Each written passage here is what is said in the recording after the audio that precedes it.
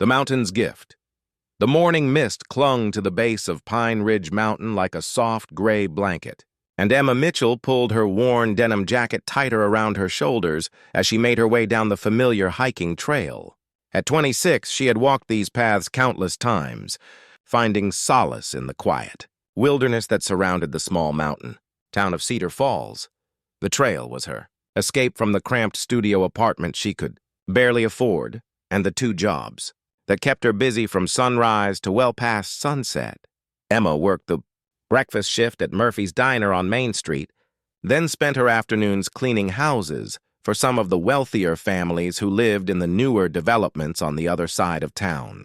The work was honest but exhausting, and the pay barely covered her rent, groceries, and the monthly payment on her aging Honda Civic. Still, she never complained. Life had taught her early that dwelling on what you didn't have was a luxury she couldn't afford.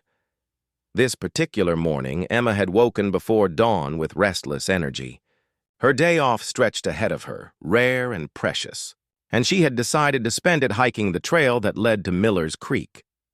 The path wound through dense pine forests and opened onto small meadows where wildflowers bloomed in spring and summer.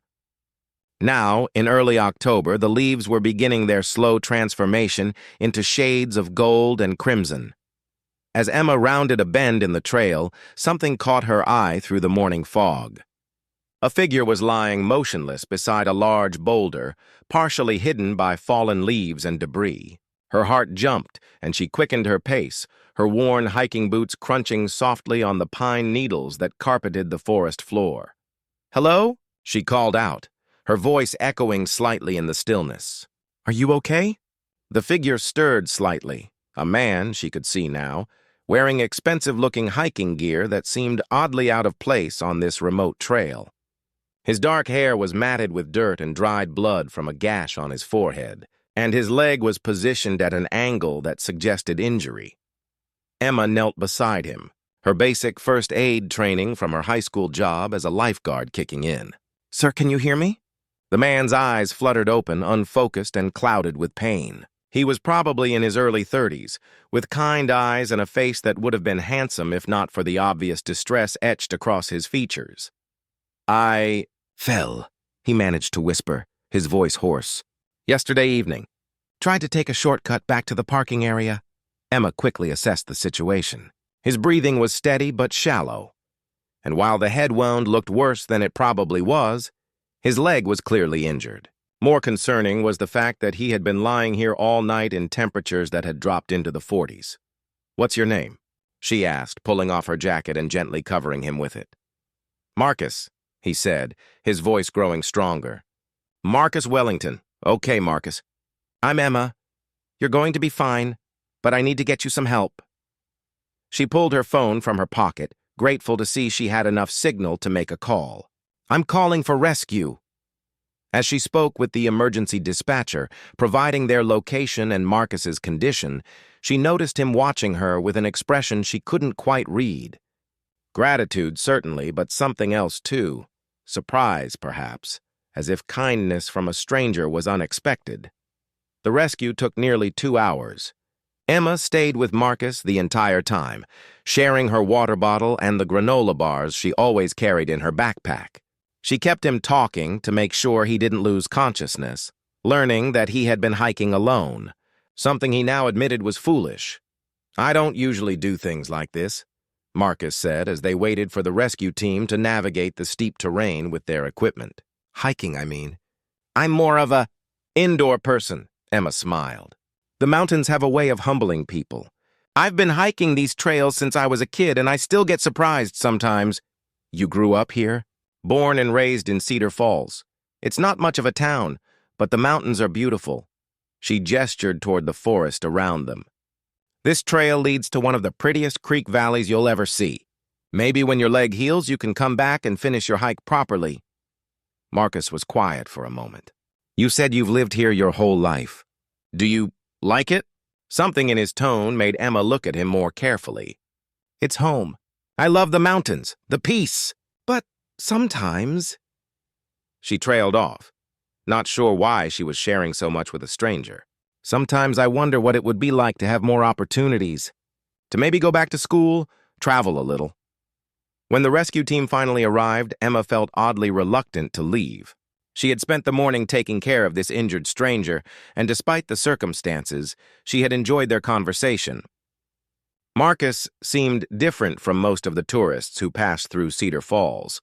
More thoughtful, more interested in listening than talking. "Thank you," Marcus said as the paramedics prepared to carry him down the mountain on a stretcher. "I don't know what would have happened if you hadn't found me." "Anyone would have done the same thing," Emma replied, but Marcus shook his head. No, they wouldn't have. Not everyone would have stayed. Not everyone would have cared. He reached into his jacket pocket with obvious effort and pulled out a business card. "I'd like to repay you somehow. Please." Emma took the card politely but didn't look at it. "You don't need to repay kindness, Marcus. Just get better." It wasn't until she was back at her apartment that evening that Emma finally glanced at the business card. The elegant script read, "Marcus Wellington, CEO, Wellington Technologies," followed by a phone number and an address in San Francisco. Emma stared at the card for a long moment. Wellington Technologies was a name she recognized from news articles about successful startup companies. She did a quick internet search on her laptop and felt her breath catch. Marcus Wellington wasn't just successful. He was worth hundreds of millions of dollars. The hiking gear that had seemed expensive suddenly made sense, as did the surprise in his eyes when she had helped him without expecting anything in return. 3 days later, Emma was serving the morning rush at Murphy's Diner when a well-dressed woman walked in and asked specifically for her. The woman introduced herself as Sarah Mitchell, Marcus Wellington's assistant, and explained that Marcus was recovering well but wanted to speak with Emma as soon as possible. "He's been quite insistent," Sarah said with a warm smile. "He said you might be hesitant to call, so he asked me to come in person." That afternoon, Emma found herself on a video call with Marcus, who was propped up in what looked like a hospital bed in an elegant private room. His head wound had been properly treated, and though his leg was in a cast, he looked considerably better than when she had found him on the mountain. "Emma, I can't stop thinking about what you did for me," Marcus began. "But more than that, I can't stop thinking about our conversation. You mentioned wanting to go back to school, to have more opportunities." Emma felt her cheeks grow warm. "That was just... I don't know why I said that.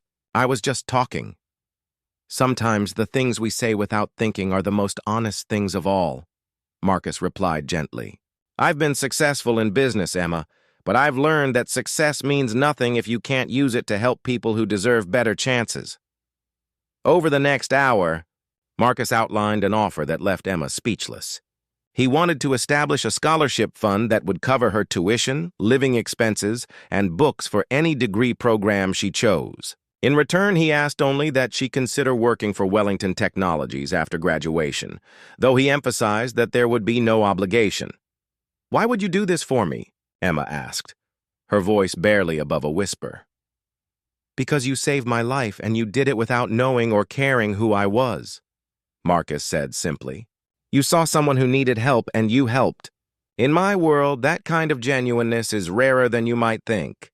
Emma was quiet for a long moment, staring out her small apartment window toward the mountains where she had found Marcus just a few days earlier.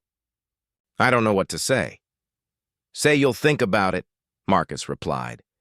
"And Emma, the mountains will still be here when you come back, but opportunities like this don't come along every day." 6 months later, Emma stood in the registration office of Colorado State University, signing up for her first semester as a business major. The scholarship fund Marcus had established wasn't just for her, it was designed to help other young people from small mountain towns pursue their dreams of higher education. As she walked across the campus that would be her home for the next 4 years, Emma thought about that misty morning when she had found a stranger injured on her favorite hiking trail. She had acted purely from instinct, never imagining that a simple act of kindness would open doors she had never dreamed possible. The mountains of Cedar Falls remained her anchor, her source of peace and strength. But now she carried them with her as she stepped into a future filled with possibilities. Grateful for the reminder that sometimes the most profound changes in our lives begin with the smallest acts of human compassion.